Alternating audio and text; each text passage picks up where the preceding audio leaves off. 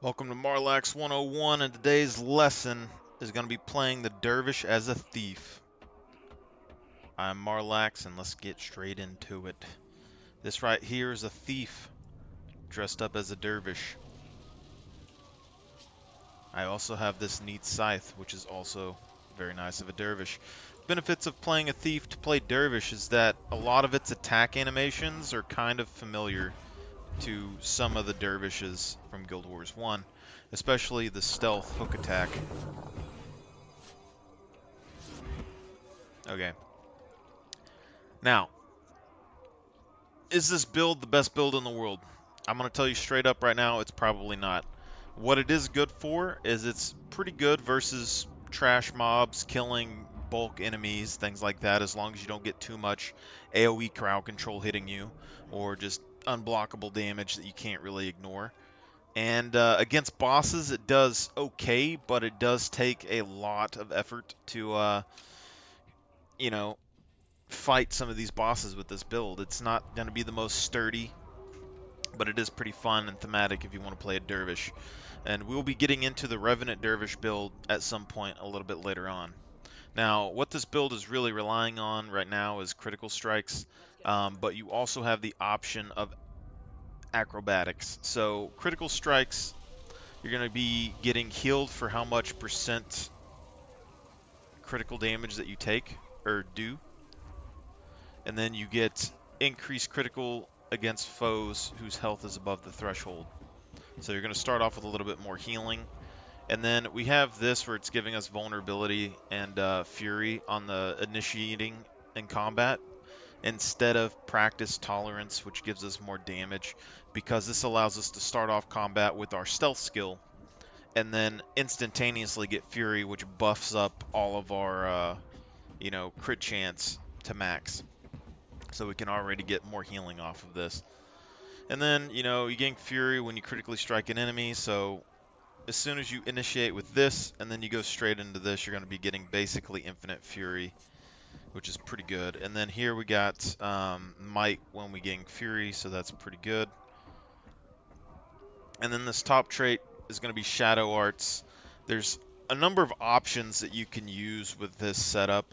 Critical strikes, acrobatics, and shadow arts seem to be the top three, and they can interchange with each other, and they all have their pluses and minuses, but I'm just going to tell you the basics of what I've kind of worked out so far. Okay, essentially, this right here, we're going covered in shadow with this particular build setup because it gives us way more protection than other build setups that we've tried so far. And the protection seems to be the best thing to kind of negate most of the damage that we're dealing or taking when we're fighting, bosses and stuff along that lines. Now, if you want to go all out with being able to just keep using your initiative skills, so if you take acrobatics, okay, so you take like critical strikes and turn this into acrobatics, you can activate Assassin's Reward. So every time you use initiative, you gain health. And this is a pretty good healing ability. It can heal you for like 400, 500 per time. It's pretty good.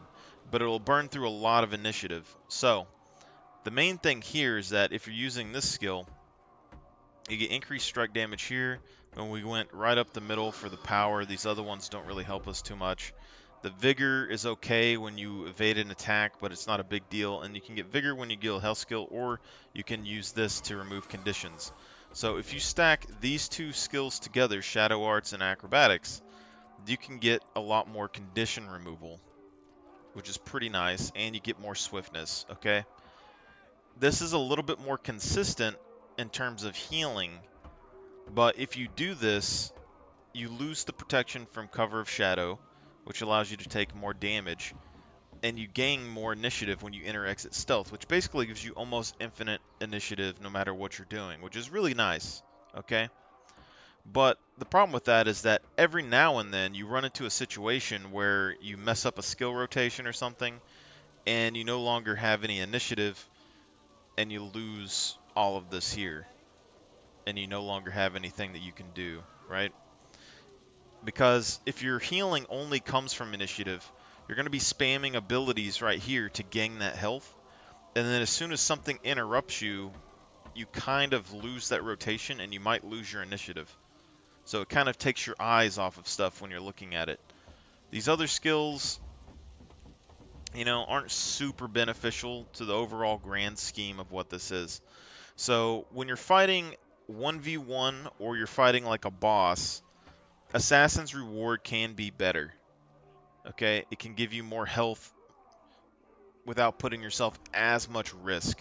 Okay. Now, if you do this, you can also run this initiative and critical strikes up top if you want, but then you're going to lose the life siphoning, okay, which is what we're using with this blind effect. So every time we use a blind skill, we're going to be able, like the Scythe 4, the Staff 4, we're going to be able to get extra health using that, which is pretty nice. But if you swap this out, you lose your protection, and you lose this life siphoning. The protection is the big one, because this build doesn't really rely on invisibility, but it does make use of it. It's not mobile enough to really benefit from as much, you know, invisibility as a normal assassin would be. Now, if you're going for the critical strike setup, this healing is a lot more consistent, just fighting more mobs in general. Because when you use this, you're able to heal per target hit, which gives you more HP than you would with the weakening charge. Okay, and also I want to show you kind of a simple skill rotation that you can do to like look at when you're fighting with this to get extra health. So like when you're here and you go into combat, when you do 3 attacks, that third one, you go right into that, right into 2.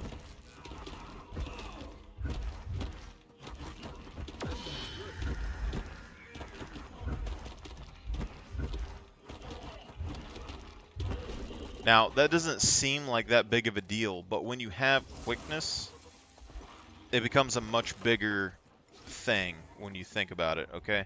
Because that quickness allows you to go straight into the third auto attack chain on this, straight into 2, and that gives you more combo field usage, which is what we're doing with our blinds here. So we're getting more damage and more combo field usage for Cloaked in Shadows. So every time we blind a foe, we're getting more health, and you can get up to 5. Alright. Now, other skills that you could potentially try here, so roll for initiative is pretty good for getting extra initiative when you really need it, as well as giving you a different evasion. I'm running this because I'm using protection at the moment, so it's kind of an emergency skill.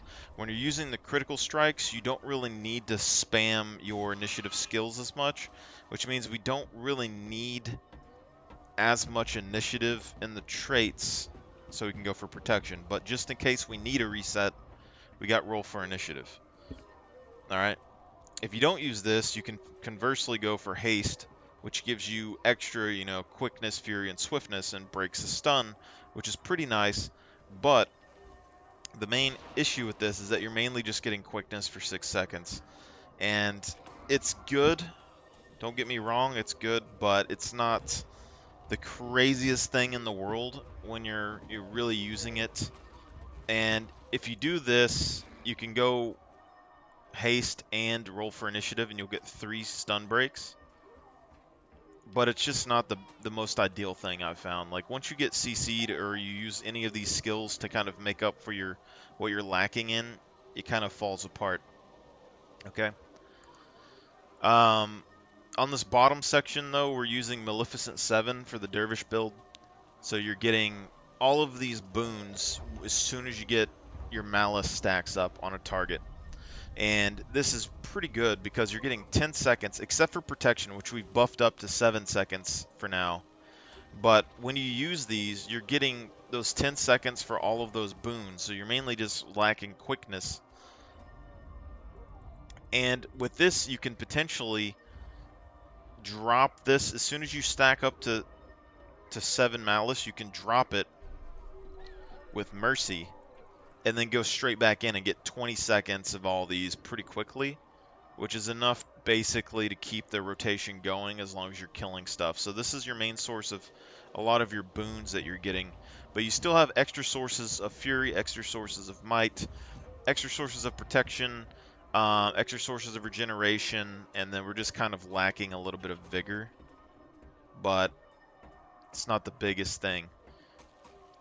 Now, every time we mark something with the Deadeye mark, we also get random skills that we can get.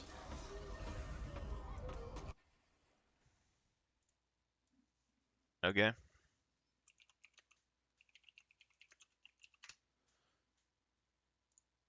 You get random skills that you can get and use on your character when you use Deadeye's mark. So here's a few of them. So each stolen skill will grant 3 seconds of stealth if used with 5 or more malice. So this is where you get infinite initiative if you really want it. So if you trait this skill, Shadow Rejuvenation, and you use these correctly, you can potentially get 3 initiative every time you use it, which allows you to just keep dumping out skills over and over. It's pretty nice, okay? It's pretty nice. But we don't really have enough secondary protection to keep protection up all the time. And this is a big contributor to our damage reduction that we get when we're fighting in the middle of things. And since this build is kind of in the middle of stuff, and doesn't have like a ton of evasion that we can spam, it's kind of important to have some damage reduction. So you get steel defenses when you steal from a guardian, where you can get Aegis and poison the marked target. It's all right. A lot of these, like the Necromancer, heals for those around you. It's okay. Steal time is the main one. Get quickness around you, slow your marked target. This one's pretty good. This is the main one that we like. And you can potentially, if you're going for a full damage build, run Be Quick or Be Killed, which gives you all that quickness that you could possibly want on this build set up here. So if you really want to, you can grab that and run with all the quickness in the world that you could ever desire. And you might lose a bit of this burst here when it comes to these boons, but you're still going to have passive boons that you can still activate. You just won't have as much protection and stuff, and you're going to be a little bit more vulnerable in that. But steal time is probably one of the biggest ones that we want. But the main thing here is that these all give you basically stealth if you need it. So it gives us a lot of stealth um, and utility that we can kind of work with, which allows us to use our staff stealth skill, which is that hook. So when you're fighting bosses in particular, whether you're using critical damage or you're using the acrobatics, what you're really looking to do is use your stealth to go in and land that hook shot. So you land that hook shot, and then you use your 3 and go straight into these overhead hits here, which dazes. That in combination with AoE blind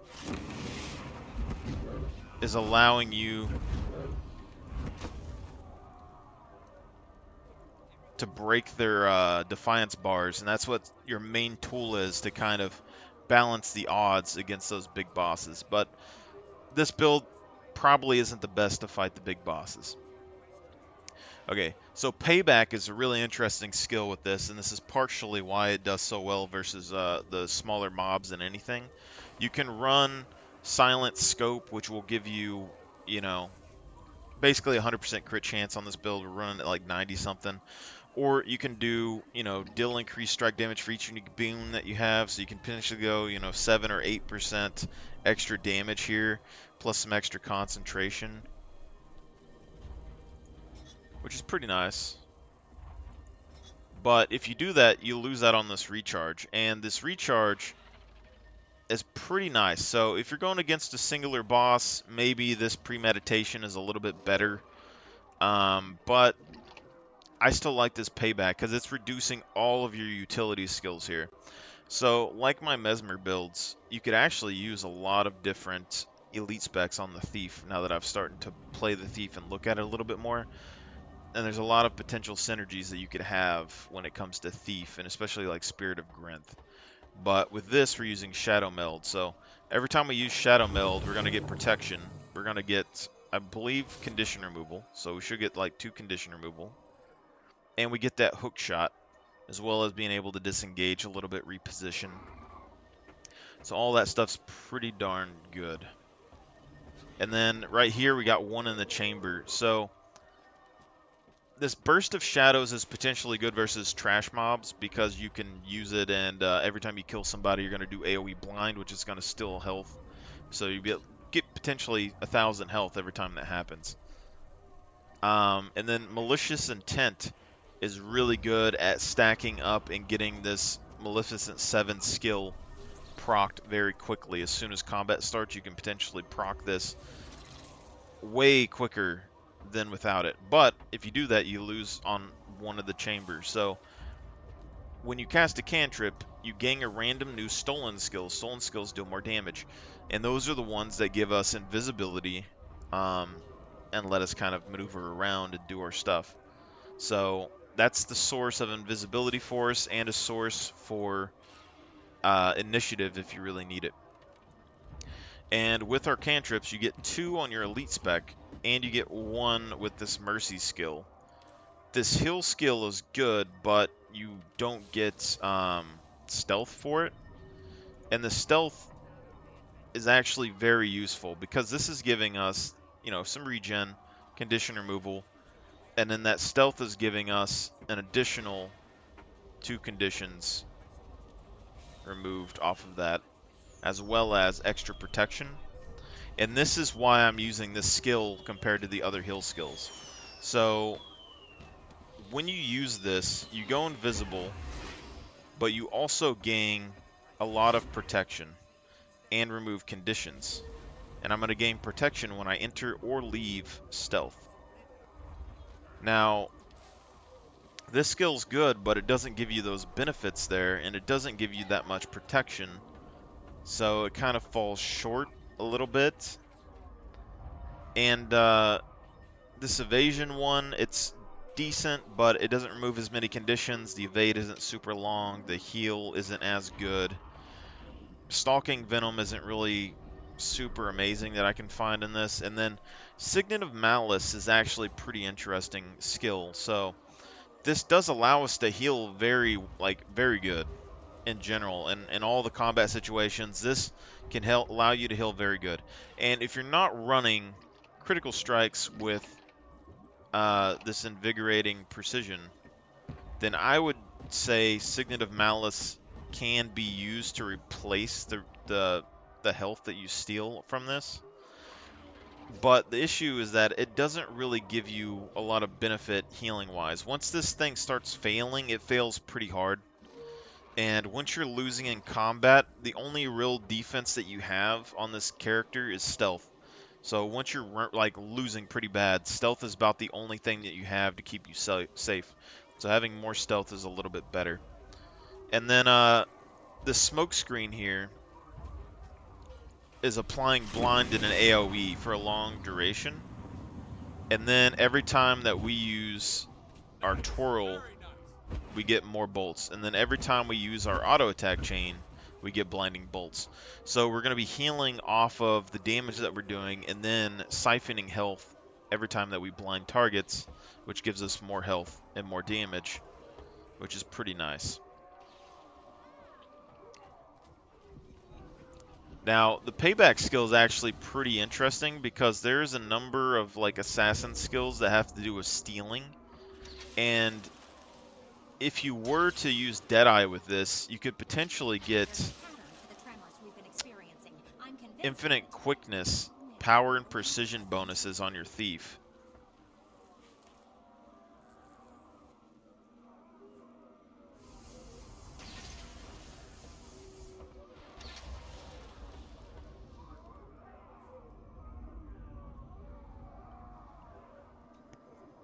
and then one in the chamber, or not one in the chamber, payback, and there's a skill that every time that you steal, you get 25% of your utility recharge back.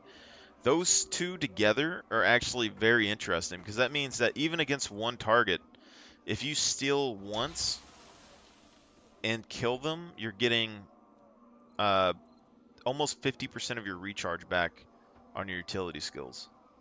If you steal twice, you're getting it back instantaneously, which allows you to get a whole bunch of stuff on your thief. But this build in general is pretty interesting. It's not super crazy in terms of just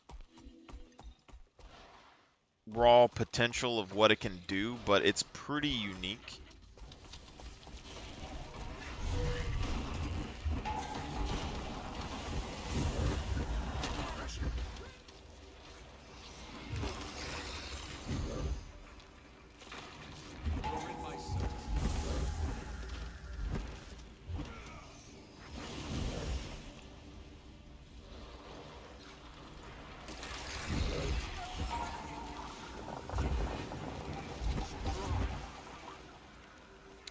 And the main thing that's hard to do is get the quickness bonuses. So without the haste effect, you don't get as much quickness.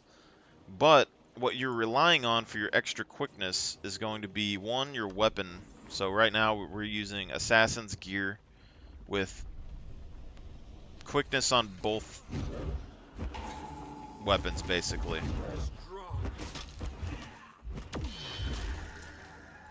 Now, you do get extra quickness occasionally when it comes to this Deadeye's mark, but if we look at the Scythe here, we're getting 8 seconds potentially off of this every time that we use it. So if we're swapping weapons, this is going to be basically, you know, every weapon swap you could potentially get this.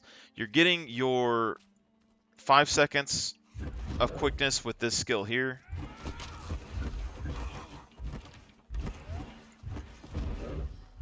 And as much as I would love to upkeep quickness all the time, it's just not 100% possible for us on this build.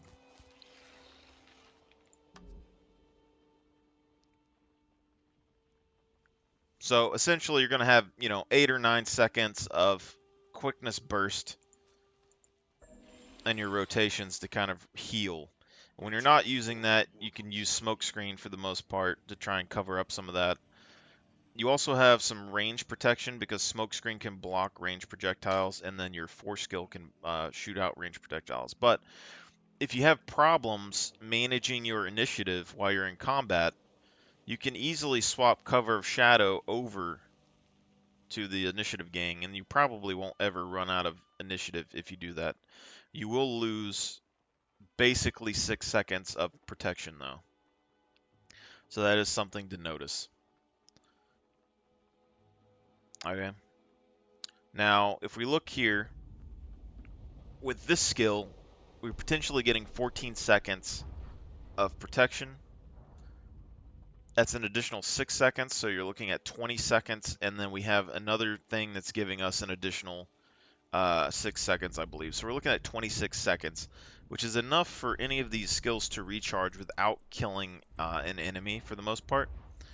And if we drop that, we're still at 20 seconds. So it's not going to be terrible, but it will leave you open just a little bit.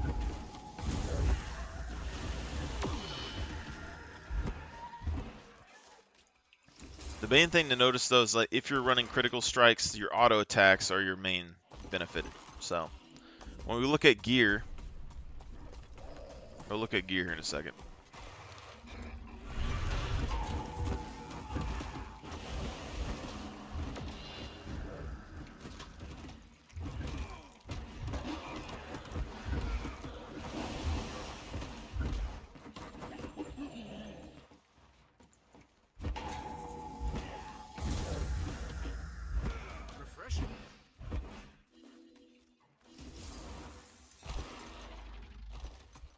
Let's fight a couple of these things.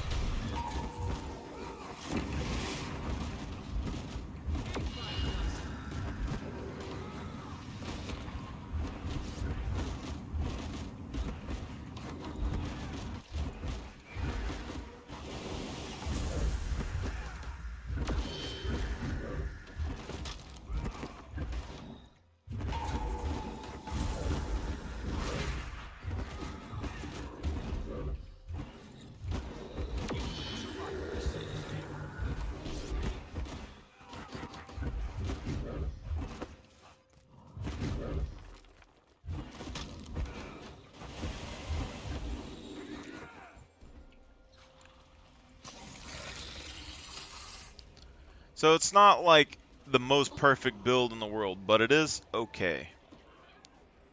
Pretty thematic. I like it. So, when it comes to build like stuff, we just went full Assassin's gear here. Now, if you wanted to spec this class for, you know, something else, like Diviner's gear or something, you probably could. But you will lower your crit chance down, and that will lower your potential healing. So right now we're floating around 90% crit chance for the most part, and that's pretty good. If you go anything else, you're probably going to be floating more around 50%, and that's going to make essentially this critical strike skill not really worth it. So if you use any other gear, I'd probably just go to acrobatics and use that skill tree for the most part. Diviner's gear would give you additional boon duration, which will help you with your protection, but it isn't really needed. Well, protection and quickness, but it isn't really needed for the Maleficent 7 skill very much, although it could be beneficial. You could also get extra toughness, which will help you out with your defense a little bit more. That could potentially be nice. But if you do get Diviner's Gear or something with a little bit extra boon duration, and it's able to replace this protection skill here, then that's where you get your basically infinite initiative, and then you wouldn't have to worry about protection anymore. But all Assassin's gear all the way through here, and then we got Ruins of the Grove.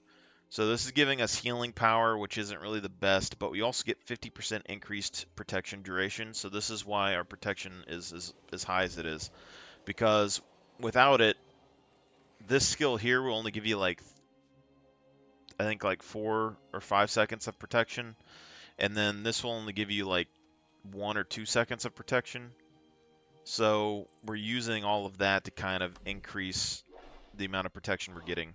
And then we're running the Relic of Durability, so we gain protection and regeneration after using a healing skill.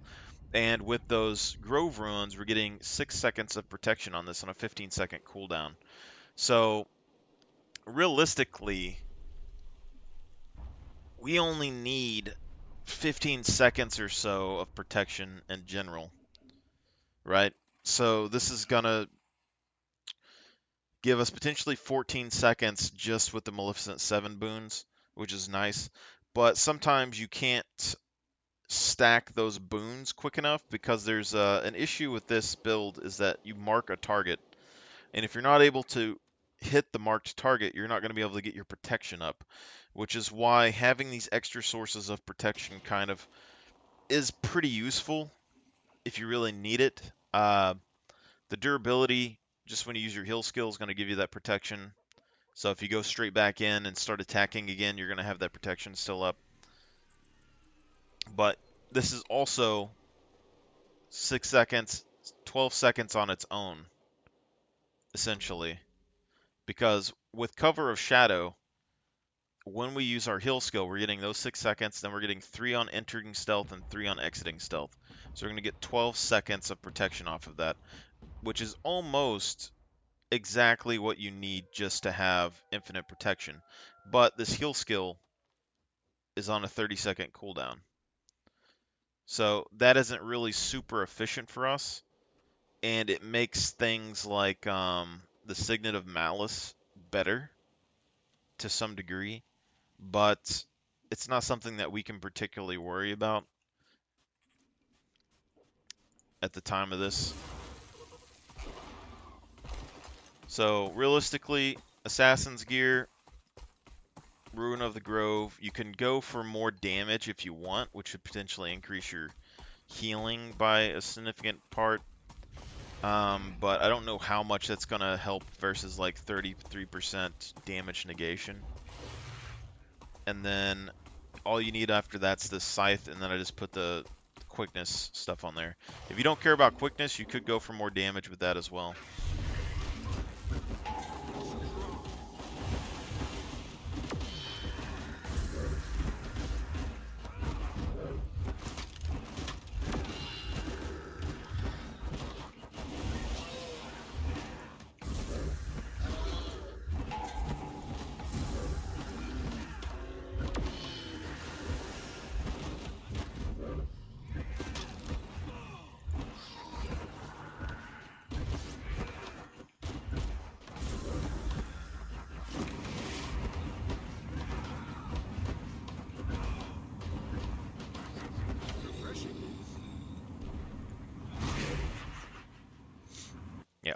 So you can see versus the smaller bosses, the smaller enemies and stuff, you have a lot of tools that are able to keep you healthy and healed.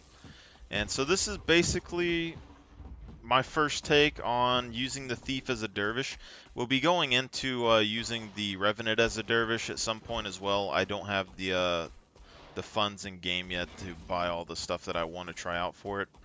And so we'll test that out here in a little bit. So guys, have a good one, and I'll come check on you later.